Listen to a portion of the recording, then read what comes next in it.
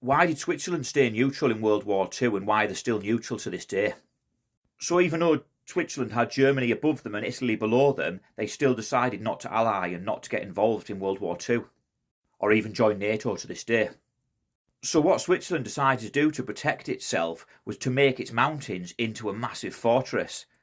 And because the mountains formed a natural barrier, you can't just get your tanks and troops over it like that. They had the choke points. So what they did, these choke points they had here, so where these choke points were, you see all these holes, these were all basically tunnelled into the mountains, and they had artillery guns in the mountains. You can see in this picture here, and they'd even have doors so that they could conceal them and then only open them up if they were attacked. Literally, the mountain was full of these ports. Also in villages, what looks just like a barn, but if you take a closer look, there was also guns in the barn as well. And even these barns would have underground tunnels linking them to other guns. But at the end of World War II, the Switzerland government decided that there was no point, there was no threat anymore, so they sold a lot of these off and just decommissioned them.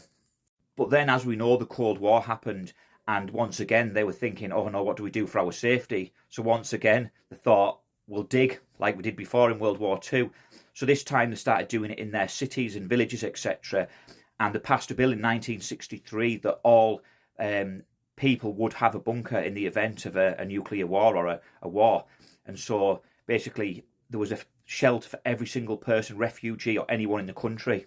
So if you look behind me, this picture is someone's basement, and look at the size of the door, how thick it is. And you can see there, they've got the filtration system so they can actually breathe and everything down there if there was a nuclear war.